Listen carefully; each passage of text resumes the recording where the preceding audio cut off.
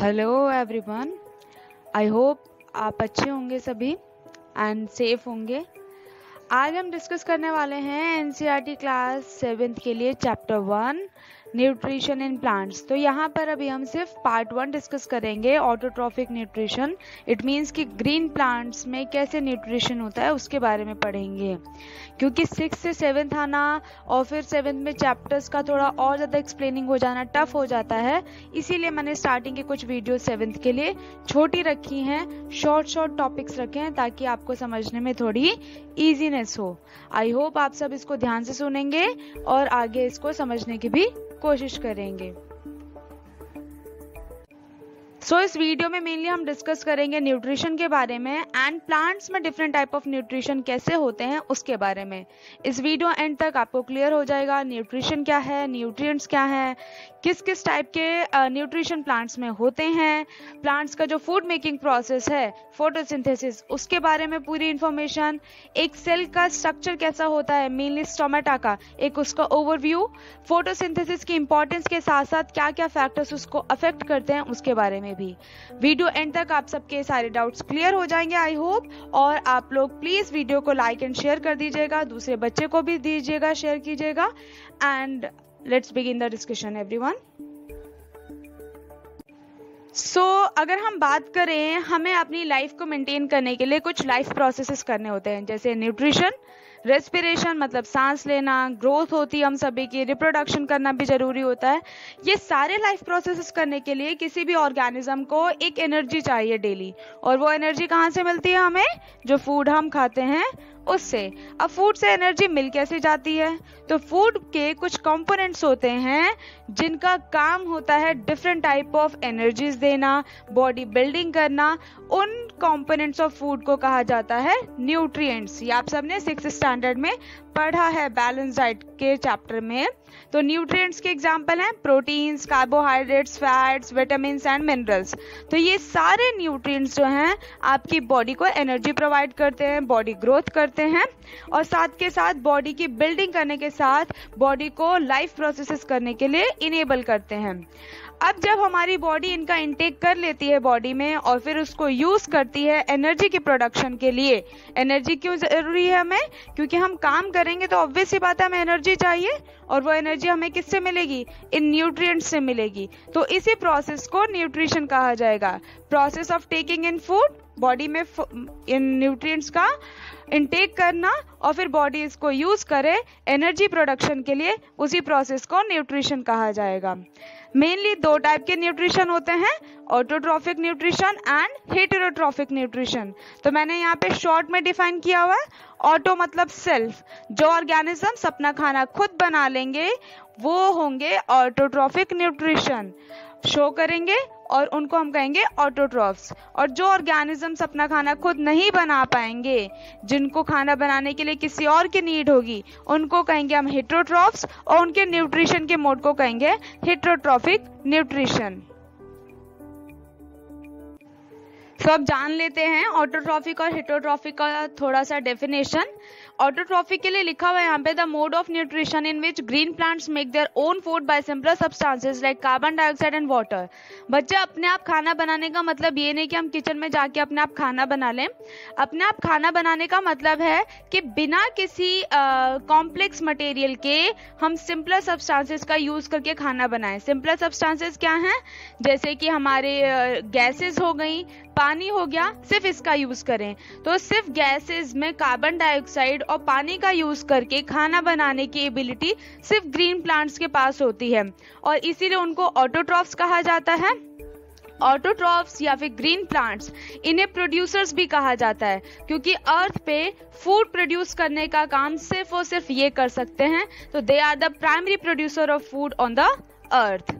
Next बात करते हैं हेटेरोट्रॉफिक न्यूट्रिशन। तो मैंने अभी आपको बताया कि ये अपने न्यूट्रिशन के लिए दूसरों के ऊपर डिपेंडेंट है। तो ऐसे ऑर्गेनिजम्स को हम कहते हैं और हेटेरोट्रॉफ्स। अब हेटेरोट्रॉफिक न्यूट्रिशन शो करने वाले ये ऑर्गेनिजम्स अपना खाना खुद नहीं बना सकते हैं इन सिंपलर सब्सटेंसेस से। सिंपलर सब्सटेंसेस क्या हैं? Carbon dioxide and water.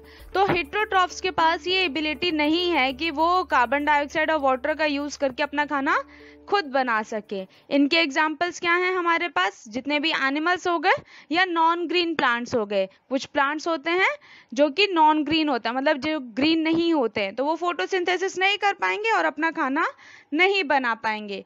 तो इस अर्थ पे जितने भी एनिमल्स हैं, चाहे वो डायरेक्टली या इनडायरेक्टली, सभी किस पे डिपेंडेंट हैं? प्लांट्स पे, क्योंकि प्लांट्स क्या हैं?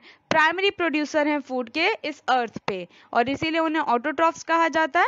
तो एक फ्लो चार्ट भी दे दिया मैंने आपको ताकि लर्निंग में थोड़ा इजी हो।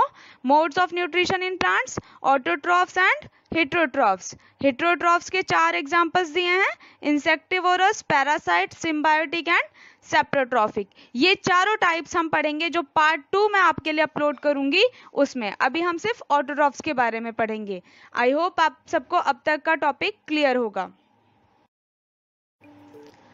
सो अब देख लेते हैं जो प्लांट्स का फोटोसिंथेसिस मतलब कि फूड मेकिंग प्रोसेस है वो कैसे होता है। तो हमने अभी पढ़ा कि जो ग्रीन प्लांट्स हैं वो अपना खाना किससे बनाते हैं? कार्बन डाइऑक्साइड एंड वाटर से। तो वाटर के साथ साथ मिनरल्स भी डिसॉल्व होते हैं उसमें, जो वो सॉइल से ले लेते हैं और उन्हें सनलाइट की प्रेजेंस मिलती है और फिर वो फूड बन जाता है। ये प्रोसेस कंप्लीट हो जाता है, जिस प्रोसेस को क्या कहा जाएगा? फोटोसिंथेसिस। फोटो का मतलब लाइट एंड सिंथेसिस का मतलब बिल्डिंग अप किसी चीज का। तो लाइट की प्रेजेंस में किसी चीज का बिल्डअप होना। लाइट कहां से आई? सनलाइट। और क्या बिल्डअप हुआ? फूड बिल्डअप हुआ प्लांट्स के लिए। तो मैंने जो डायग्राम दिखाया है आपको फोटोसिंथेसिस का, अगर आप उसे ध्यान से देखेंगे तो मैंने यहाँ पे नंबरिंग के साथ में आपको शो किया है। जैसे फर्स्ट नंबरिंग जो है वो दिखा रहा है आपको कि जो प्लांट्स हैं वो वाटर ले रहे हैं कहाँ से? रूट्स से, है ना। दूसरे में अगर आप देखेंगे तो प्लांट्स जो हैं वो कार्बन डाइऑक्साइड ले रहे हैं कहाँ से? एयर से। तीसरे में अगर आप देखेंगे तो जो लीव्स हैं वो क्या कर ले रही हैं? सनलाइट को ट्रैप कर ले रही हैं अपने अंदर, मतलब कि उसको अब्सॉर्ब कर ले रही हैं। नेक्स्ट में अगर आप देखेंगे तो प्लांट्स जो हैं वो इस एनर्जी को, कौन सी एनर्जी? सनलाइट की एनर्जी, जो सोलर एनर्जी है, वाटर है और कार्बन डाइऑक्साइड है, उसको यूज करके क्या बना दे रहा है? शुगर, मतलब कि ग्लूकोज, जिससे कि उसकी ग्रोथ होगी, और ऑक्सीजन हमें सांस लेने के लिए दे रहा है। तो ये प्रोसेसेस के थ्रू क्या होता है? अर्थ पे एक बैलेंस चलता है। देखिए मैंने रिएक्शन भी दिखाई हुई है आपको, कार्बन डाइऑक्साइड प्लस वाटर।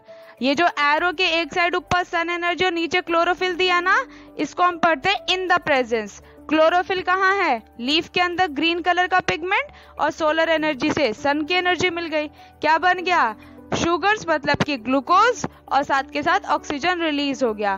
तो ये प्रोसेस बताता है हमें कि जो प्लांट्स हैं इन्होंने रॉ मटेरियल, सिंपलर सब्सटेंसेस का यूज करके अपने लिए खाना तैयार किया और बाकी एनिमल्स के लिए भी फूड रेडी किया। आई होप आप सबको फोटोसिंथेसिस समझ आया होगा। तो अब यहाँ देख लेते हैं स्टोमेटा के बारे में बच्चे। मैंने वीडियो स्टार्टिंग में आप लोगों को स्टोमेटा के बारे में बताया था, तो यहाँ ब्रीफली एक्सप्लेन करेंगे बस हम स्टोमेटा को। जब फोटोसिंथेसिस होती है तो जो ग्रीन प्लांट्स हैं वो एयर से कार्बन डाइऑक्साइड लेते हैं, लेकिन कहाँ से? स्टोमेटा से। स्टोमेटा होते कहाँ हैं? तो लीफ की अंडर सरफेस पे स्टोमेटा प्रेजेंट होते हैं। जो फोटोसिंथेसिस का प्रोसेस है वो सिर्फ लीफ के ग्रीन पोर्शन पर ही होगा। ग्रीन पोर्शन पर ही क्यों होगा? क्योंकि जो ग्रीन पोर्शन है उसके पास क्लोरोफिल है, और क्लोरोफिल की खास बात होती है बच्चे कि क्लोरोफिल जो है वो सनलाइट अब्सॉर्ब कर सकता है। हम नहीं कर सकते ना सनलाइट अब्सॉर्ब, लेकिन प्लांट्स क्यों कर पा रहे हैं अब्सॉर्ब? क्योंकि उनके पास क्लोरोफिल है। तो अब देखिए यहाँ स्टोमेटा का डायग्राम है, एक ओपन और एक क्लोज्ड। ये स्टोमेटा की कंडीशन होती है हर रोज की। जब स्टोमेटा ओपन होगा तो किसी भी चीज का इनटेक वो कर सकता है, मतलब कि एंट्री हो सकती है, एग्जिट भी हो सकती है। बट जब स्टोमेटा क्लोज हो जाएंगे तो वहां पे किसी भी चीज की एंट्री और एग्जिट पॉसिबल नहीं होगी। तो इसीलिए बोला जाता है कि जो स्टोमेटा है वो गार्ड सेल्स की तरह काम कर रही है। स्टोमेटा के अंदर ना गार्ड सेल्स होते हैं, तो वो क्या करेंगे? जैसे आप यहाँ पे देखिए ओपन स्टोमेटा है तो कार्बन डाइऑक्साइड आएगी और फिर जो ऑक्सीजन है वो भी निकल जाएगी, लेकिन जब वो क्लोज हो जाएगा तब ये वाला प्रोसेस नहीं हो पाएगा। तो ये स्टोमेटा के बारे में एक छोटा सा एक्सप्लेनेशन था। अब फोटोसिंथेसिस की इंपॉर्टेंस क्या है वो देख लेते हैं। हम सबको पता है, हमने बोला अभी कि प्लांट्स प्राइमरी प्रोड्यूसर हैं फूड के, तो ऑब्वियस ही बात है अगर प्लांट्स नहीं होंगे तो किसी को भी फूड नहीं मिलेगा, अर्थ पे फूड अवेलेबल ही नहीं होगा, चाहे हम डायरेक्टली प्लांट्स खाते हो या नहीं। हम जिस ऑर्गेनिज्म को खाते हैं, मान लीजिए अगर मैं कार्निवोरस हूं तो मैं जिस एनिमल को खाऊंगी वो एनिमल कैसे ग्रो हुआ है, प्लांट्स को खा करके। तो डायरेक्टली या इनडायरेक्टली हम सब किस पे डिपेंडेंट है, ग्रीन प्लांट्स पे, तो इसीलिए प्लांट्स का होना जरूरी है। वहीं दूसरा पॉइंट देखें तो हमने पढ़ा अभी कि वो कार्बन डाइऑक्साइड लेते हैं और ऑक्सीजन देते हैं, तो इसकी वजह से फोटोसिंथेसिस की वजह से जो अर्थ पे बैलेंस है ऑक्सीजन और कार्बन डाइऑक्साइड का वो भी मेंटेन रहता है। जितने भी प्लांट्स हैं या एनिमल्स हैं सबको सांस लेने के लिए ऑक्सीजन चाहिए।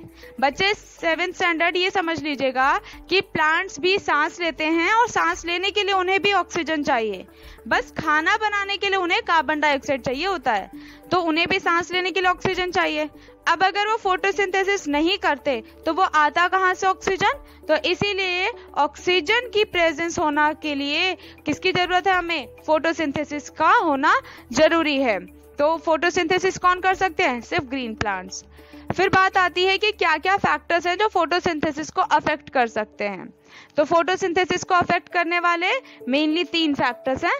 लाइट इंटेंसिटी, लाइट इंटेंसिटी की मतलब कि किस वेवलेंथ से लाइट आती है। अभी आप बड़ी क्लासेस में जाएंगे तो पढ़ेंगे कि हर लाइट के कलर की अपनी एक वेवलेंथ होती है, एक स्पीड होती है, तो जितनी ज्यादा लाइट की इंटेंसिटी होगी उतनी तेज फोटोसिंथेसिस होगा। लेकिन कंप्लीट डार्कनेस में, एकदम अंधेरे में कभी भी फोटोसिंथेसिस नहीं हो सकता। ये पॉइंट याद रखिएगा, क्वेश्चंस पूछे जाते हैं कि क्या कंप्लीट डार्कनेस में फोटोसिंथेसिस होगा, तो आंसर होगा नहीं। फिर है टेम्परेचर। टेम्परेचर के लिए अगर हम बात करें तो हर प्लांट का जो टेम्परेचर रेंज है वो डिफरेंट होगा, तो इफेक्ट ऑफ टेम्परेचर भी सभी पे क्या होगा, डिफरेंट आएगा। फिर है कार्बन डाइऑक्साइड एंड वाटर। तो कार्बन डाइऑक्साइड एंड वाटर ये बहुत ही इंपॉर्टेंट पार्ट होते हैं हमारे फोटोसिंथेसिस में, क्योंकि यही वो सिंपल सब्सटेंसेस है जिसका प्लांट्स यूज करते हैं। तो इसके लिए अगर हम बात करें, अगर ये कम होते हैं तो फोटोसिंथेसिस का रेट भी कम हो जाएगा, और अगर हम प्लांट को ये ना दें तो प्लांट्स मुरझा जाते हैं। आपने देखा होगा, आप प्लांट को पानी ना दो कुछ दिनों तक तो वो मुरझा जाएंगे और इवेंचुअली वो मर जाएंगे। तो इसीलिए ये दोनों बहुत ही इंपॉर्टेंट फैक्टर्स हैं प्लांट्स के लिए। ठीक है, आई होप आप सबको समझ में आ गया होगा ये सब।